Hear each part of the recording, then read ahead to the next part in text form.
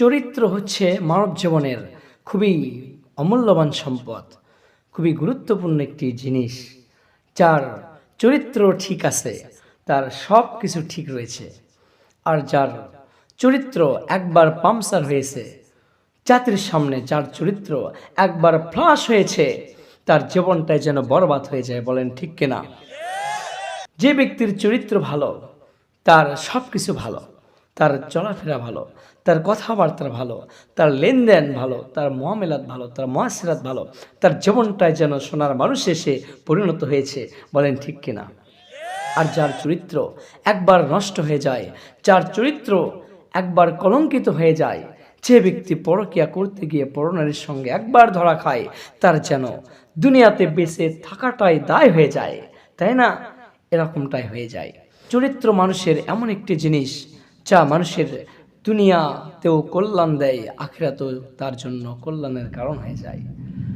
তো আসুন আমাদের নবীর চরিত্র আমরা ফলো করব। আমরা কার চরিত্র ফলো করব? নবীর চরিত্র। আমার রাসূলের চরিত্র কেমন ছিলেন?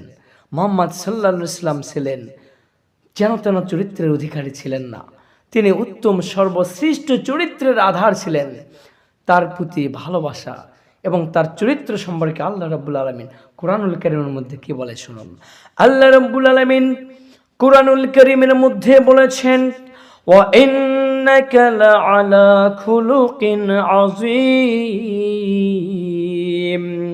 হে নবী, আপনি হলেন মহান চরিত্রের অধিকারী, আপনি সর্বশ্রেষ্ঠ চরিত্রের উপরে প্রতিষ্ঠিত আছেন। আল্লাহ তাআলা নবীকে বলছেন আপনি মহান চরিত্রের অধিকারী, খুলুকিল আযীম, আপনি মহান আযীম খুলুকিন, আপনি মহান চরিত্রের উপরে প্রতিষ্ঠিত রয়েছেন। সুবহানাল্লাহ।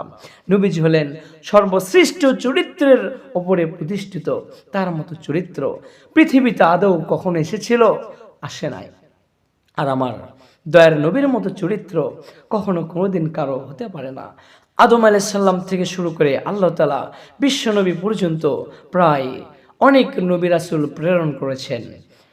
এমনকি কিয়ামত পর্যন্ত যত মহামানব আসবে সকলের চরিত্র যদি এক পাল্লায় রাখা হয়, আমার নবীর চরিত্র মতো কারো চরিত্র হতে পারে না। আমার নবীর চরিত্রকে এজন্য আমাদের অনুসরণ করতে হবে, অনুকরণ করতে হবে। আসুন এজন্য আমাদের এই নবীর আদর্শকে আমাদের মানার দরকার আছে কি নাই? আমরা যদি এই নবীর আদর্শকে মান্য করতে পারি তাহলে আমরা দুনিয়াতে সফলতা পেয়ে যাব, আখিরাতেও চূড়ান্ত সফলতা আমাদের দেবে একজন। চিল্লা বলেন তিনি কে? আপনি যদি কুরআনুল কারীমকে প্রশ্ন করেন এই নবীর চরিত্র কেমন করে গ্রহণ করব, কেন গ্রহণ করব, এই নবীর আদর্শ গ্রহণ করলে আমাদের লাভ কি হবে, আল্লাহ রাব্বুল আলামিন কুরআনুল কারীমের মধ্যে বলেছেন, লাকাদ কানা লাকুম ফি রাসূলিল্লাহি উসওয়াতুন হাসানাহ।